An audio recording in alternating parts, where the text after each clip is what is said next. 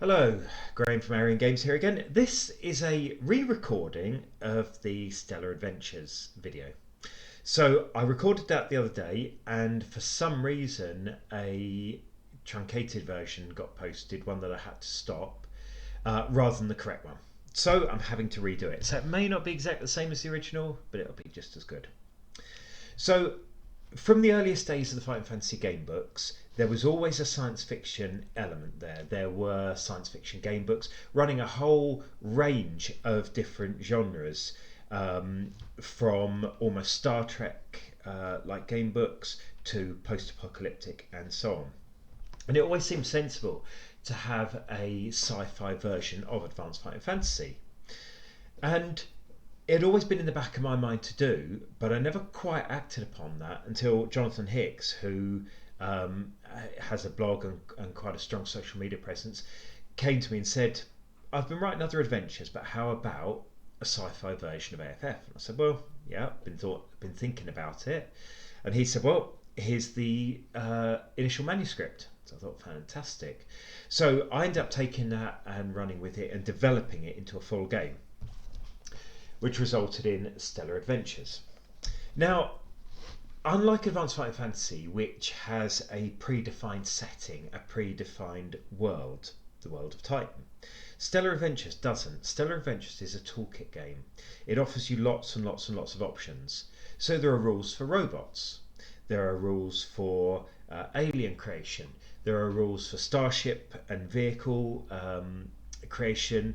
There are rules for a whole load of different styles of psionics, from Star Wars like dark powers, Sith powers, to traveller like academic psionics, and so on. There are rules for psionicists linking to living ships, and so on. And with this game, you can do just about any genre of sci-fi. You can run Star Wars, you can run Star Trek, you could run Mad Max. There are rules for chainsaws, there are rules for mutants, and so on. You could easily do Warhammer 40,000, and in fact, as part of the playtesting, I played in a game of Warhammer 40,000 powered by Stellar Adventures. You could do StarCraft, and I put together a whole load of notes for a game for that. So it's very much a toolkit game. It's there to say to the director, right, you want to do this type of sci-fi, do it. There's rules for trading, there's rules for crews, there's rules for planet generation, and so on. All in one surprisingly slim book. And because it's completely compatible with Advanced Fighting Fantasy, you could easily drop a dragon, an ogre, a wizard into a Stellar Adventures game. You could easily drop a robot, an alien, or even a vehicle into an AFF game. Although, of course, it may be a little bit dangerous for the players, or indeed their enemies. So we kickstarted Stellar Adventures, and as part of the Kickstarter, one of the stretch goals was the Starship catalogue. So this offered a whole load of pre-designed starships. You can design starships very, very easily with the core book, very easily. But this offered some pre-built designs. So each one has a description, various images, stats, and what modules it has. But to make it just a little bit of fun, we also we took the approach that we had done with the Ultimate Warriors catalogue, Ultimate Mages catalogue, and so on, our gender neutral sort of catalogues for fantasy, by including salesperson pitches. So this is what you might get if you went into a used Starship showroom and said, I'm interested in that one. The salesperson is going to tell you it can do 0 to light speed in 3.2 seconds, and it'll run 100,000 light years on 1 gram of fuel, and so on and so forth. And they may not all be truthful, they may not all be realistic, but they're the sort of thing you might hear from a salesperson. And because we've got various authors to write those, we've got various different voices, styles, tones, and so on. Now, the other stretch goal for Stellar Adventures that took just a little longer to produce was a 4-part adventure, the Caledarian Response. Again, a fairly classic game book style adventure. There's been an invasion of a planet, and the players, the characters, have to deal with it. And I won't say any more because I don't want to spoil it. But it's quite a nice little adventure to ease players in Stellar Adventures, or you could drop it into a longer campaign quite easily. And then, apart from some digital products, some paper miniatures and a few bits and pieces there, the next and so far latest product was the Weapons and Armour catalogue. So this was produced as part of the Bundle of Holding last year, and